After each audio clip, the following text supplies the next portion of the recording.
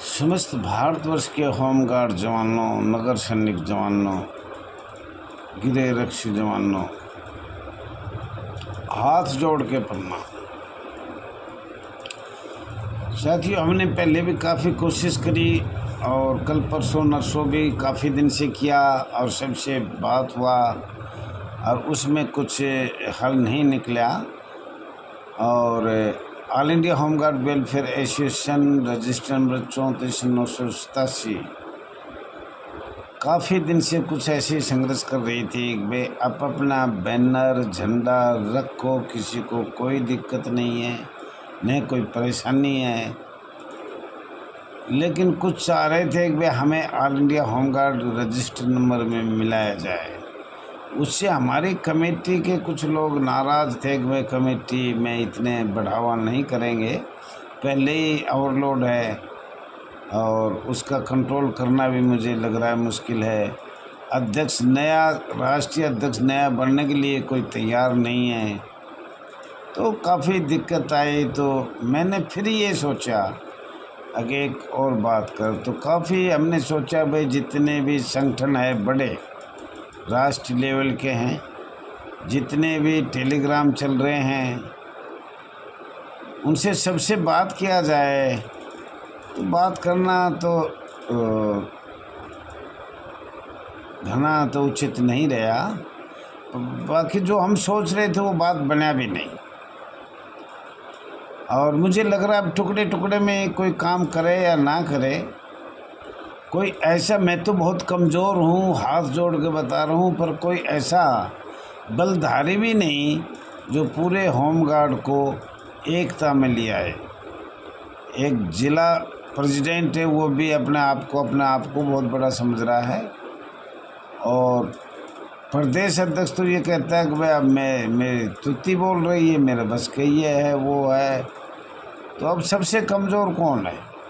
पहले ऊपरली पार्टी को ही देखें। वे राष्ट्रीय लेवल के जितने भी संगठन चल रहे हैं, बार बार हमने नंबर भी मांगे, मोबाइल नंबर भी मांगे, टेलीफोन नंबर भी किसी को नहीं दिया, लेकिन फिर हमने कोशिश करी कि जितने भी टेलीफोन चल रहे हैं, राष्ट्रीय लेवल की मीटिंग है, उनसे शुरू तो किया जाए, लेकिन वो कुल मिलाकर बात नहीं बन पाई। साथियों, कोई बात नहीं,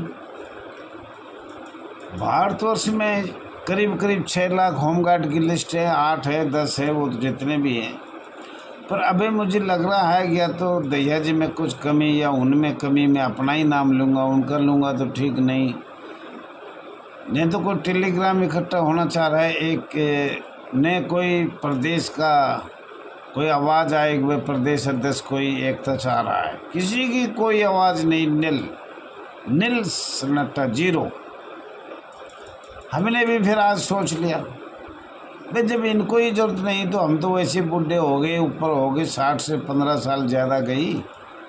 जब जवान ही जो आज के हमारे होमगार्ड जवान, महिला जवान, नगर सैनिक जवान, नगर सैनिक महिला जवान कोई आगे आना नहीं चाहता है, तो चलो भाई, लेकिन कोई बात ना साथियों, वो तो है। लेकिन all India home guard welfare association registered number ने कुछ पॉइंट निकाले हैं जो 8 दिसंबर 2024 को जंतर मंतर से ज्ञापन दिया गया था और उसका उत्तर 6 फरवरी 2025 में आया और उसका उत्तर काफ़ी कुछ ठीक है। उसी पे एक पत्र हम बनाकर, उसमें बिंदु तो अभी तो फिर भी हम 2 पेज का भेजेंगे, नहीं उसमें मेन पॉइंट हमने निकाल लिए और जो फंडामेंटल है उसकी भी बात हो चुकी, और सरकार को भी हमने क्लियर साफ लिख दिया और हमने भी लिख दिया, सरकार ने भी लिख के भेजा, जो हमने हिंदुस्तान में डाल दिया। अब दोबारा बहुत कोशिश करके फिर एक डालेंगे सरकार से, और ये माननीय गृह मंत्रालय या गृह मंत्री श्री अमित जी से यही विधेयक लाया जाए तो मुझे लग रहा है बहुत अच्छा रहे, या माननीय सर्वोच्च न्यायालय या माननीय हाई कोर्ट। रास्ता 2 ही बचा है। कोई मंत्री हमारे पास कोई ऐसा तगड़ा है नहीं जो हमारी आवाज़ को उठा दे। आर्थिक सहायता किसी के पास नहीं है, खूब आर्थिक सहायता जवानों ने दिया, भरपूर दिया, अच्छा रहा वो भी, उसके बारे में मैं नहीं बोलूँगा। और तीसरा, हमारा संगठन भाई कमज़ोर। साथियों फिर भी कल की कुछ रह गई थी, अभी उस लेटर की बात करेंगे और उसका उत्तर आएंगे तो जब हम बताएंगे। अभी हमारे पाकिस्तान और हिंदुस्तान का भी चल रहा है, पर लेटर तो हमें डालना पड़ेगा, और वो लेटर या तो पढ़ के बनाएंगे या डालने के बाद उत्तर आएगा तो वो आपके पास भेजा जाएगा। दोबारा ये शायद ना भी भेजा जाए तो मैं क्षमा भी चाहता हूँ, उत्तर ज़रूर भेजा जाएगा। और मुझे लग रहा है कि आप लोग का सहयोग रहा, संगठन रहा, एकता रही, तो ज़रूर इस पर बदलाव। अब हम काफ़ी नज़दीक चले गए थे, हम इसलिए भी क्षमा मांगते हैं। उस टाइम हम लगे थे, हमारे पास कोई दस्तावेज नहीं थे, नील थे, हम लड़ाई लड़ने लायक ही नहीं थे। लड़ाई जब लड़ी जाती है जब हमारे पास कुछ हथियार हो, बताने लायक हो। आज हम संपन्न हैं। स्वयं सेवक के बारे में, निकाले हुए होमगार्ड के बारे में, सेवा मुक्त होमगार्ड के बारे में बहाली क्यों नहीं हो रही, या हमारे शहीद जवानों को पैसे आर्थिक सहायता क्यों नहीं मिल रही, या किसको मिल रहा है तो किस कारण मिल रहा है, ये सब लोगों का कार्य है और हमने सब लोगों को मिल के करना चाहिए। पर चलो आपकी मर्जी। यूनियन ने 2 पहाड़ में, यूनियन सोचे में न यूनियन है, जो अच्छा काम करेगा वो आगे आएगा, वो महिला हो चाहे जवान हो, जिस तरीके की भाई इकट्ठी हो, बैठ के बातचीत करो, अब अपने संग में करो। और सब तो नहीं होते हैं, पर कुछ लोग सिविल का तो ना होना चाहिए, ये मैं हाथ जोड़ के कहूँ। और कुछ लोग दिल्ली नहीं आ सके, वो अपने इस पे मोबाइल पे लिख के भेज दो या बोल के भेज दो। साथियों ये तो एक कानून है सिविल का, चाहे वो राष्ट्रीय अध्यक्ष है, चाहे वो प्रदेश अध्यक्ष है, चाहे वो और कोई संस्था चला रहा है या कोई और चला रहा है, सिविल का नहीं होना चाहिए। जो ड्यूटी कराया हो वो भी चल जाएगा, कर रहा है वो भी चल जाएगा, करके आ चुका है वो भी चल जाएगा, लेकिन जो सिविल का है उसको तो पता ही नहीं, वो तो एक राजनीतिक एमएलए एमपी की टिकट चाहता है। तो साथियों ज़्यादा नहीं कहते हुए, बिल्कुल हमने काफ़ी कुछ आपको फिर बताएंगे और ये भी बताएंगे कि हम पीछे क्यों हैं और दस्तावेज किस तरह से हमने कामयाब करे। तो साथियों पहले तो हम बताएं, माननीय प्रधानमंत्री श्रम योगी मानधन PM-SYM ब्रैकेट बंद असंगठित कमज़ोर कामगारों के लिए पेंशन स्कीम, औद्योगिक के विवाद के लिए समाधान पोर्टल, राष्ट्रीय कैरियर सेवा, वार्षिक रिटर्न ऑनलाइन सबमिशन, BOCW-ISMW और CLRA बंद अधिनियम के लिए सामान्य पंजीकरण। नंबर 4 EPFO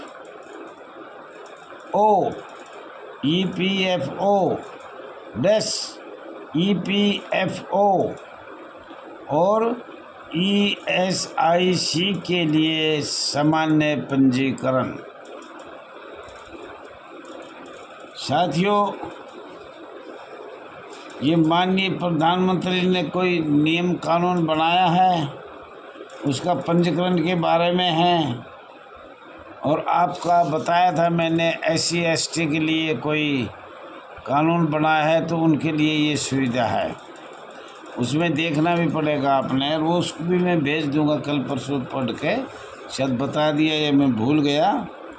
हाँ ये है ना, national career service centre for SC STS अनुसूचित जाति जनजाति, इनके लिए भी बनाया गया है और यही है। लेकिन उसके भी हमें कुछ पॉइंट बोलना चाह रहे हैं जल्दी में।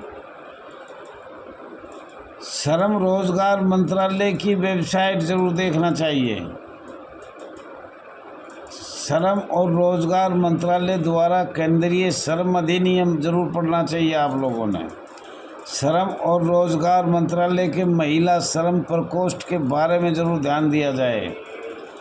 ठेका श्रम ये बिल्कुल आपके संस्था के लिए है, ये याद में रखना चाहिए, लिख लो। ठेका श्रम विनियमन और उत्पादन अधिनियम 1970 भी बहुत ज़रूरी लिए होमगार्ड की संस्था और नगर संस्था के लिए। श्रम एवं रोजगार मंत्रालय का वेतन प्रकोष्ठ राष्ट्रीय स्वास्थ्य बीमा योजना RSBY ब्रैकेट बंद के तहत नामिकाबद्ध अस्पताल राष्ट्रीय रोजगार सेवा पर जानकारी, हस्त सफाई कर्मियों के रोजगार निषेध एवं पुनर्वास संबंधित अधिनियम 2013, न्यूनतम वेतन पर मुख्य श्रम आयुक्त के आदेशों की जानकारी, न्यूनतम वेतन पर मुख्य श्रम आयुक्त आप लोग समझ रहे हो के आदेशों की जानकारी, श्रम एवं रोजगार मंत्रालय का नागरिक चार्टर जरूर देखना चाहिए। श्रम और रोजगार का चार्टर क्या है, ये जो माननीय गृह मंत्री ने बोला था वो है ये।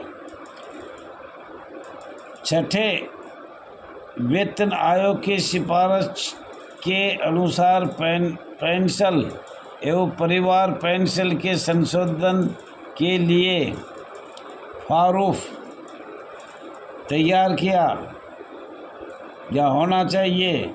बाल श्रम निषेध एवं विनियमन अधिनियम 1986, श्रम सुविधा श्रम एवं रोजगार संबंधी स्वीकृत पोर्टल, बाल श्रम के उन्मूलन की दिशा में पहल पर जानकारी, श्रम मंत्रालय द्वारा मुख्य श्रम आयुक्त के जानकारी। साथियों ये सब आपको हमने बताया है जल्दी में, क्षमा चाहता हूँ। यही आपकी सब समस्या इसी में है।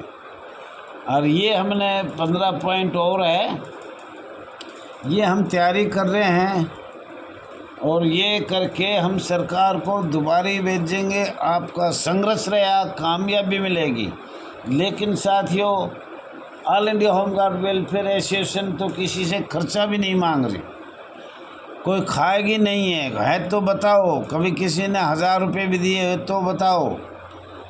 आप अपने खर्चों से कमेटी बना रखी से वो खर्चा अपना 500 रुपया अपनी कड़ी मेहनत से दिया जा रहा है और वही दे रहा है जो all India home guard welfare association में सदस्य बनता है, फार्म करता है, फार्म बनाया जाता है, जमा किया जाता है, हर साल में वो अपनी फीस देता है। उसी के कारण ये हो रहा है। साथियों ज़्यादा से ज़्यादा शेयर करो, लाइक करो, कमेंट करो, सब्सक्राइब करो। ये आपका अपना चैनल RS दया एक्स होमगार्ड में स्वागत है। धन्यवाद साथियों, धन्यवाद।